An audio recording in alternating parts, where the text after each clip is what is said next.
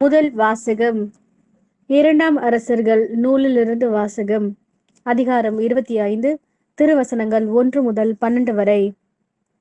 செதேக்கியாவினது ஆட்சியின் 9ஆம் ஆண்டு 10ஆம் மாதம் 10ஆம் நாளில் பாபிலோனிய மன்னன் நெபுகத்நேசர் தன் எல்லா படைகளோடு எருசலேமுக்கு எதிராக வந்து பாளையம் இறங்கி அதை சுற்றிலும் முற்றுகை தளம் எழுப்பினான்.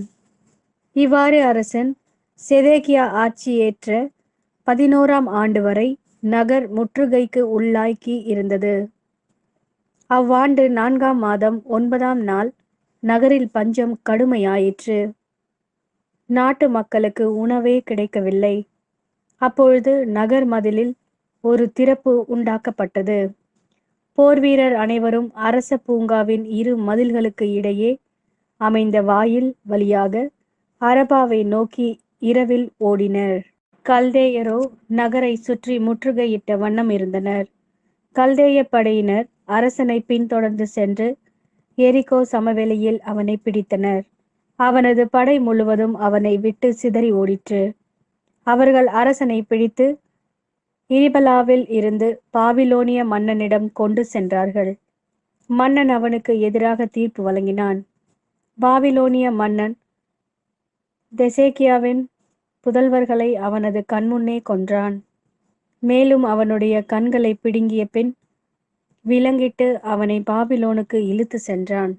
பாபிலோனிய மன்னன் நெபுகத்நேசர் ஆட்சியேற்ற 19ஆம் ஆண்டு 5ஆம் மாதம் 7ஆம் நாளன்று அவன் பணியாளனும் மெய்காப்பாளர் தலைவனுமாகிய நெபுசரதான் எருசலேமிற்குள் நுழைந்தான். அவன் ஆண்டவரின் இல்லத்தையும் அரசனது அரண்மனையையும் எருசலேமில் இருந்த எல்லா வீடுகளையும் தீக்கிரையாக்கினான். பெரிய வீடுகளை எல்லாம் தீயிட்டு பொசுக்கினான். மெய்காப்பாளர் தலைவனுடன் இருந்த கல்தேயரின் படையினர் எருசலேமை சுற்றிலும் இருந்த மதில்களை தகர்த்தெறிந்தனர். மெய்காப்பாளர் தலைவன் நெபுசரதான் நகரில் எஞ்சியிருந்த மக்களையும் பாபிலோனிய மன்னனிடம் சரணடைந்திருந்தவர்களையும் விடப்பட்டிருந்த கைவினைஞரோடு சேர்ந்து நாடு கடத்தினான்.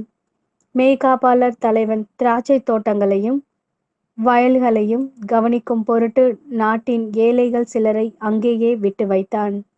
இது ஆண்டவரின் அருள்வாக்கு. இறைவா, உமக்கு நன்றி.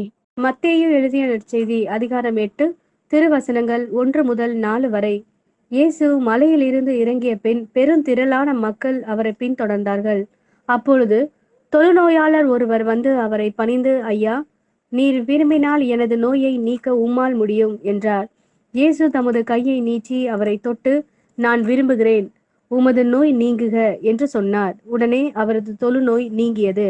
இயேசு அவரிடம், இதை யாருக்கும் சொல்ல வேண்டாம், கவனமாயிரும். ஆனால் நீர் போய் உம்மை குருவிடம் காட்டி மோசே கட்டளையிட்டுள்ள காணிக்கைகளை செலுத்தும். நீர் நலமடைந்துள்ளீர் என்பதற்கு அது சான்றாகும் என்றார்.